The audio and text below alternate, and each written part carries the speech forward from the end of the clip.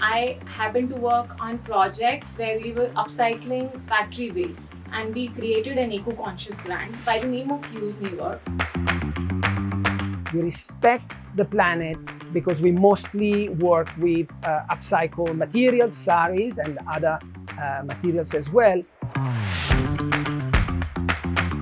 हम यूरोप गए घूमने और इतनी गर्मी थी वहाँ पे कि हम कहते रहते हैं कि ग्लोबल वार्मिंग आएगा आएगा आएगा. It is here, it's now. तो जब मैं वापस आई तो मैंने एक्चुअली गूगल किया अल्टरनेटिव्स टू लेदर और इतने सारे मटेरियल्स रिसर्च मेरे सामने आए जो मैंने कहा ठीक है चलो then let me start.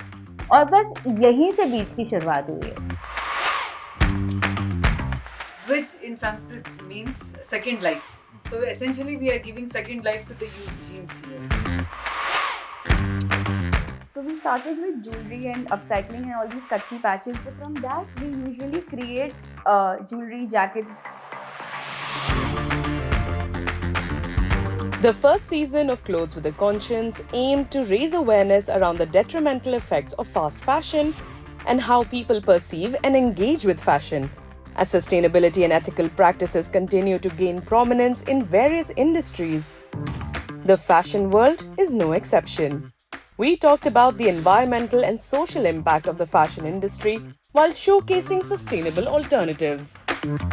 Many of those sustainable alternatives, designers and brands creating contemporary pieces of fashion from pre-loved clothes, are available on a single platform. Today, we talk about that platform that's creating the space for sustainability.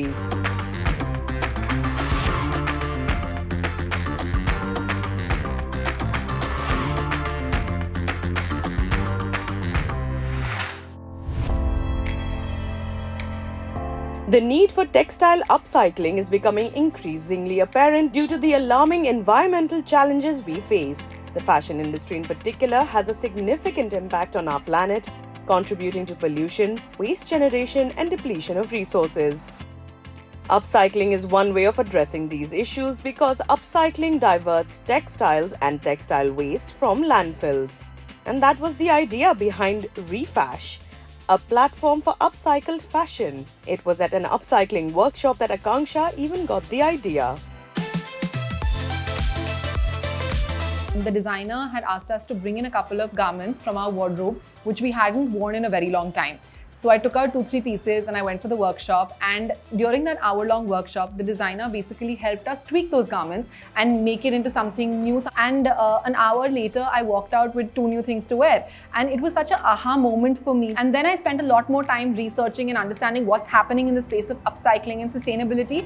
And I realized that globally, as well as in India, there were actually a lot of brands who were creating products made out of pre-loved materials, whether it was post-consumer or post-industrial waste. But what was missing was a platform that would bring all of it together, and also for an audience, for a consumer to know about it, to for a platform to actually cover everything, right from upcycled apparel to jewelry, footwear.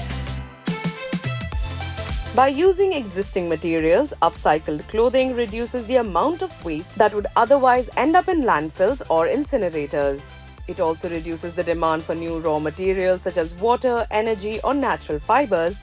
And that was the idea behind Refash, to focus on the environmental benefits of choosing upcycled clothing over conventional options. All have kind of just normalized the fact that we live around landfills, in our cities. That is where you see the impact. You see, that a piece of garment that was possibly headed to the landfill gets diverted through the craft of upcycling and gets a new lease of life. So, especially like a material like polyester, which actually is not a natural fiber and hence might not, takes much longer to biodegrade, even up to 200 years, and ends up polluting our oceans and our land. So materials like that, and overall just materials, end up getting diverted and are given a new lease of life. So that's the biggest benefit of upcycling. And also you're using resources and materials that have already been created, so already been manufactured. So you're giving them a second lease of life. So that is an additional benefit where you're not using new energy and new resources. There's a specific criteria that Refash follows in selecting brands for the platform. So for every we have a detailed conversation with every brand that we onboard on our website, and if the brand is in the city that that one of our team members is in, so they go to the brand and see the studio and see the entire process that the brand follows. We have a detailed questionnaire, and we ask them each and every question about where they're sourcing the raw materials from, who are their suppliers, if it's post-consumer, post-industrial waste, where are they getting the waste from, how are they checking the quality of the product. Sensitization and awareness are key. And how can that be done? Through workshops. Refash often conducts workshops on how to upcycle one's belongings and make the best out of waste. These workshops are conducted to achieve maximum reach and impact and to influence behavior across generations. So this is a very, very big part of our work, because it's not just about propagating, to shop upcycled products. It's actually about educating customers about why is there a need to talk about and to adopt sustainable practices, and also then, among all of that, it comes upcycling. So we basically have a very active blog on our website through which we basically talk about sustainable practices. We always have like some kind of interaction where the designer comes in and talks about their story, the story of each garment, and educates the customers. And also sometimes it's just an upcycling workshop. There was one Christmas where we did with old newspapers. We block printed on old newspapers, and we created like gift wrapping sheets, which people could use to wrap their Christmas presents. So those are finer ways in which we introduce the concept of upcycling to larger audiences. Another initiative by Refash is their Take Me Back program. Customers can send them the clothes they don't wear anymore. These clothes are then sorted and checked for quality and then shared with the brands working with Refash. In return, the customers can get a repair kit, which has needles and buttons so they can repair their own garments. Akanksha has brought the garments received from the Take Me Back program to Mehak, who runs a label called We Are Labelless. This is a brand using pre-loved clothes to make new products. Being in fashion industry, everybody thinks that it's a very glamorous world. Everything is glittery, shimmers and all. But once you are there, deep inside, you understand the problems fashion industry has. And to be honest, wastage was the biggest problem. Looking at all of the things that were happening, landfills, Rana Plaza tragedy, all of these things, when we got to know about it, and the more we'd get to know about it, the more grimmer the reality came into view for us. And we realized that we did not want to be the other two designers doing the same thing, contributing to the waste that was already being generated, being a part of the problem. We wanted to do something better. We wanted it to be rewarding for us as well as for the planet. And hence, Labelless came into being.